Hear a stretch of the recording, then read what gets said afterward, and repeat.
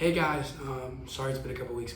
I was sick, and then I was on Thanksgiving break, and as you can tell, my voice is a little still recovering from being sick.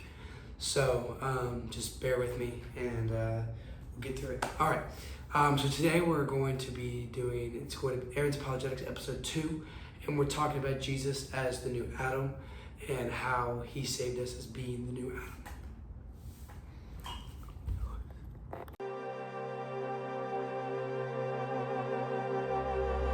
Enter through the narrow gate, for the gate is wide and the road broad that leads to destruction, and those who enter through it are many.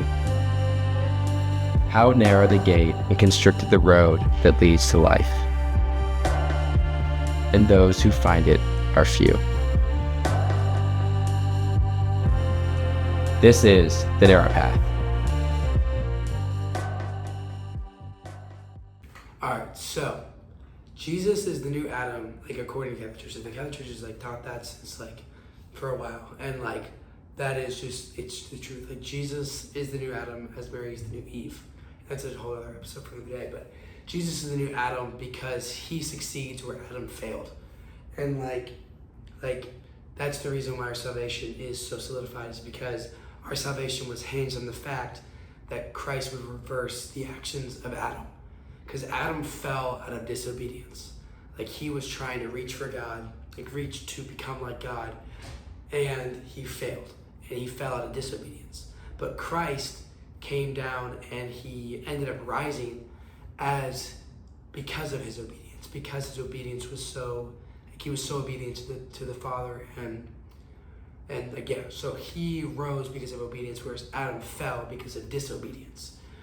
And so there's an image that helps me to kind of think about this as Adam falling and Jesus kind of descending as well. As there's two ladders. So for Adam's ladder, he starts at the bottom. He's at the bottom and God is at the top of the ladder. And Adam was made in the image and likeness of God. And his plan was to raise him up and to make him even more like him.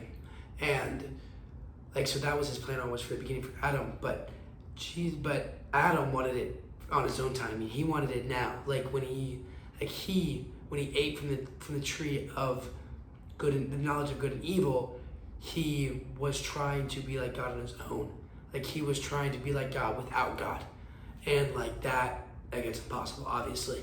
And so it's he reached for he was trying to climb the ladder on his own, but he fell, and he fell as a result of his disobedience. His disobedience is what caused him to fall, caused him to fail. And this is so important because Christ is the opposite of this. Adam represents us because we are disobedient, and we have original sin, and we are inclined to disobedience now because of that sin, that stain on our hearts.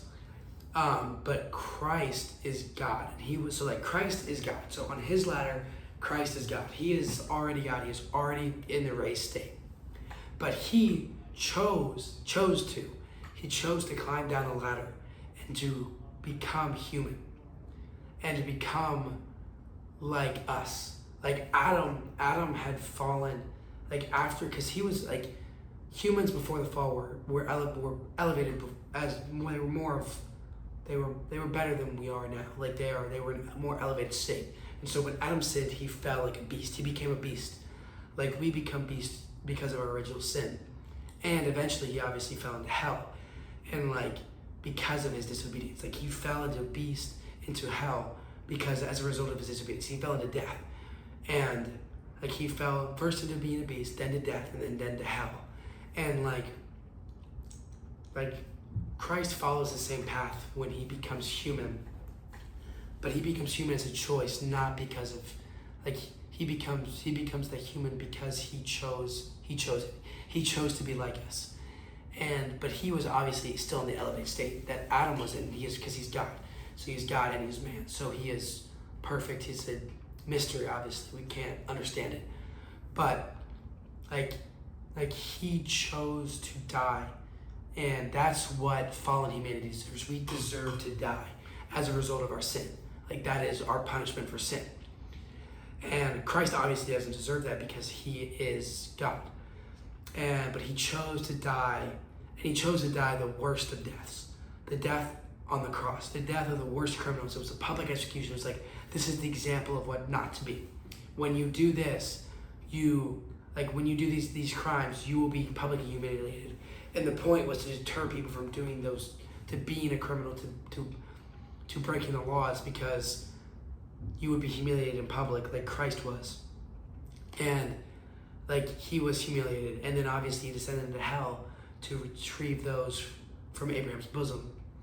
And however, like unlike Adam's fall from hell, which was a result of disobedience, like I already said, Christ's fall to death, into hell, was a result of obedience.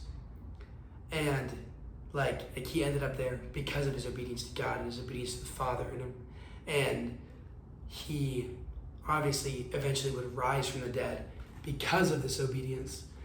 And like Christ's descent was one of obedience, whereas Adam's was one of disobedience, like I said. And like through that obedience to sacrifice, that's what Christ sets free, because he reversed the disobedience of Adam. And that's the important part, is that he reversed the disobedience, because his obedience was obviously higher because he's God, but he was also human. And so it's a lot like our lives. Like again, it goes back to like the narrow path of like this life for believers is not meant to be easy. For anybody, it's not meant to be easy. Like if we're truly believing, like it's not meant to be easy. And like heaven is meant to be our eternal rest and our eternal easy, like our eternal just like rest. You know, like we're with God, it's perfection. And like again, easy and wide is the path that leads to destruction, but narrow and hard is the path to salvation. And like Adam enjoyed the act of the fall, of eating, grabbing from the tree, eating the apple, and like eating the fruit, and like that, it tasted good, it felt good. Like he was like, I felt good about it. However, his punishment was grave. He ended up in death, hell. Like that is, like he traded the temporary gain for eternal loss. Like he traded the temporary good for an eternal bad.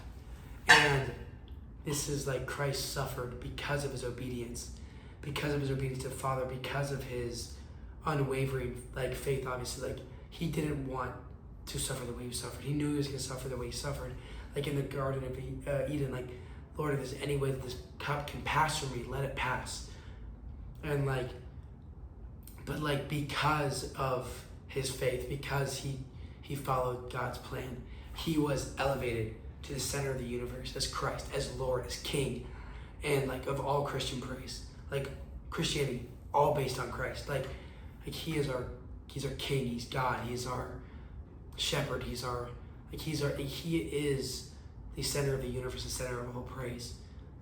And that's a result of his suffering, even in his obedience, even in the midst of suffering. Whereas Adam was disobedient and then had suffering later. And so like sin is enticing and it feels good, and choosing the good is not always easy. And it doesn't normally feel good. Like that's how the devil gets us, is like sin is like, it's fun, it can feel good, like it's fun, like it is enticing to our flesh. Like our flesh is inclined to sin. And like Christ suffered because of this. Like he chose to suffer, and like that's the example that we have. Is like the good, like choosing the good, like Christ, choosing to trust God, choosing that path. Like it's not going to be easy, but the eternal reward of heaven and happiness with God is so much greater. Like just like the eternal rest, and just the beauty of being welcomed into heaven by Christ, when he says, "Welcome home, my good and faithful servant. You have finished the race. You have fought the good fight. You are one of mine. Like you are one of the saints. Like you are a saint. Welcome home. Like welcome to your eternal rest. Because you didn't rest on earth, now you get to rest eternally in heaven. Whereas if you rest here on earth, you will be suffering and you will be in eternal unrest in hell. And we need to be like Christ and descend the ladder in obedience, and don't fall off the ladder in disobedience like Adam. And we just must continue the good fight and continue to push through even when it's not easy, and just be the good and faithful servant that God has called all of us to be, because we're all called to be saints. So we must strive for that every day and continue to do it, and be ready to be welcomed home by Christ and by God at the end of the day in heaven.